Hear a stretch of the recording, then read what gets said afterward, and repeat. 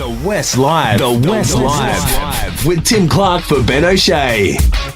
Now, do you remember at the height of the pandemic when we were locked in behind a hard border? It might feel like a world away for some, but for others, the rigmarole of having to apply to enter or exit the state using the G2G pass is still quite raw. Even though G2G passes are no longer in use, there are now concerns that the data from them could still be around and kept by WA Police for a long time to come. In answer to questions by the Shadow Police spokesperson Peter Collier in State Parliament this week, the government had to admit that G2G pass data will be managed by police for 25 years, or in some cases until 2047. That's attracted a wave of concerns among some in the cybersecurity community, especially following the Optus saga. And many, including Peter Collier, have asked why that time period should be necessary. And Peter joins me now. Good morning, Peter. Morning, Tim. Thanks for joining us. Your concern, people's information could be kept for that long, and we're not sure for what reason. Yeah, unnecessarily so. I mean, at the height of the pandemic, we had the closed borders, and of course, there were a lot of restrictions that were placed upon us that we weren't used to, and we got used to it. We wore it because we understood the concept of the actual pandemic. As those restrictions have been lifted, however, we have to have a look at whether or not that information that was gained by the government is being retained by the government. And one of those facilities was through the G2G pass, through travel. Now, a number of your listeners will have applied for and got a G2G pass. And in order to get that G2G pass, they would have had to provide a lot of personal information, including all of their contact details, their address, their health details, their travel history, etc., on the assumption that it would be used exclusively for the G2G pass. Now, the G2G pass, Tim, is now, it's finished, it's redundant. From the 30th of April this year, it was no longer necessary. Now, I was told that I should question whether or not the government and police are actually retaining this information. So I did put a question into the Minister, and it's turned out, in fact, that is correct. All of the people that applied for and got a G2G pass will have all of that information that was provided retained by WA Police for 25 years, and then through state records. So this information wasn't just volunteered. They didn't sort of just happily say, oh, by the way, you had to frame and then ask a specific question in Parliament, which then they had to answer. Precisely. And it's like pretty much everything with this government. You know, it's like getting blood out of a stone with information. The Parliament is one process. And I was informed that this is something that I should look at from one of my sources. And it proved fruitful. Now, I'd love to know if any of your listeners actually, when they applied for a G2G pass, did so willingly on the understanding that that information would be retained for over 25 years. Of course, logically, they would assume that the information would be retained for the purposes of travel. And once that restriction was lifted, then that information would be destroyed, as it should be. And our police have said that after these questions, your questions were asked yesterday, that officers can't directly access the information and they'd have to get an order to produce, and it's safe. They're basically saying, trust us, we know what we're doing. But we also know that they've used cross-border data before, during a high-profile investigation, and they asked and did receive that information, which we didn't know about at the time. So when they say that, what do you think? What do you think about those claims that it's all going to be okay? Yeah. Look, I have the utmost respect for WA Police. I think they're a wonderful force and they're doing a terrific job. Quite frankly, though, in the high-tech contemporary world, Tim, things are different. And we've seen that the trust me mentality just doesn't work in contemporary society.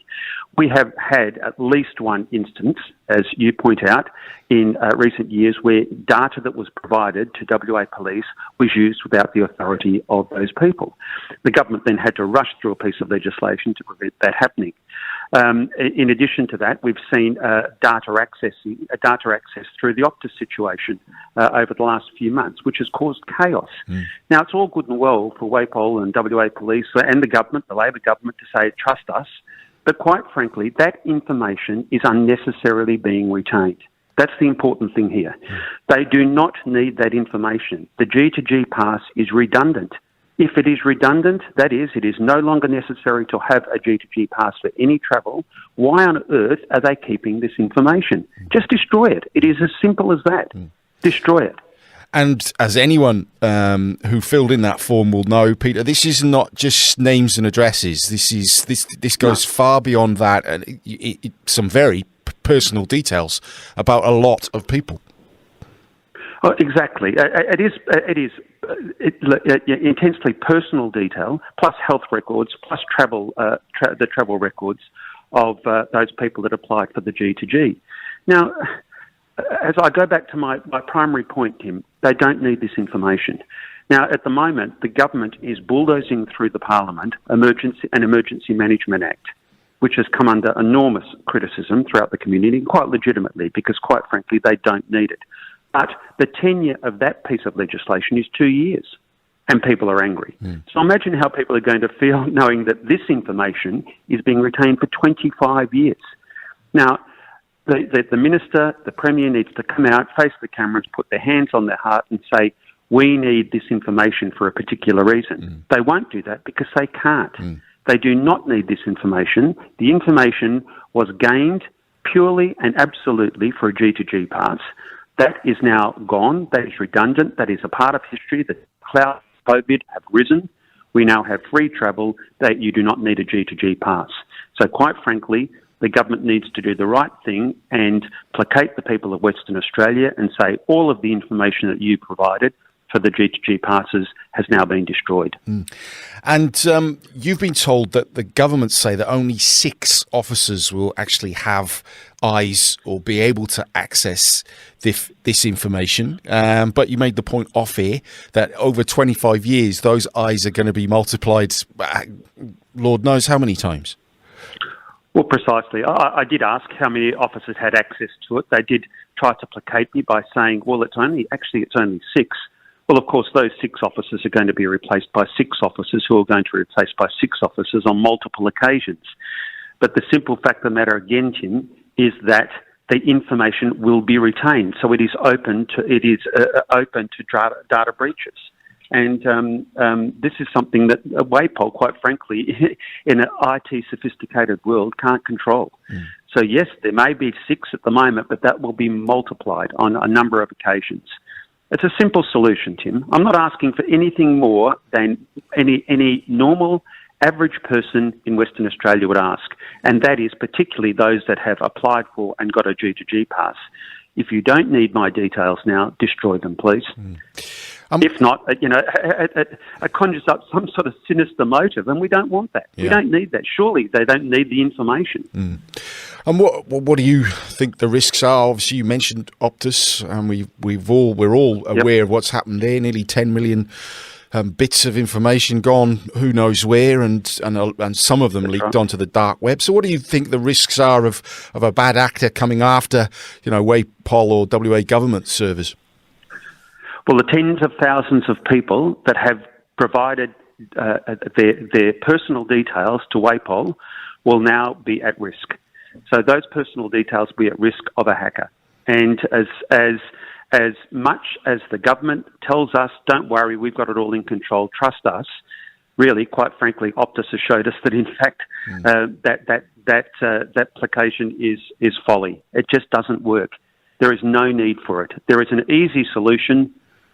Destroy the information. That's simple. It will placate the people that provided the information, the whole community, and it'll say, it'll remove this vestige that there is somehow something sinister about this.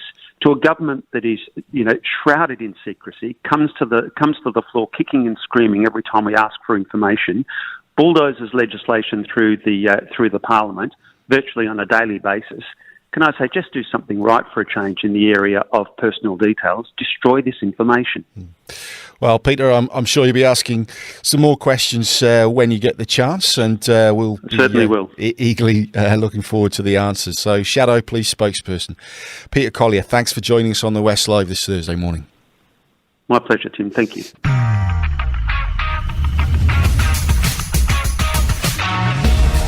You've been listening to the West Live.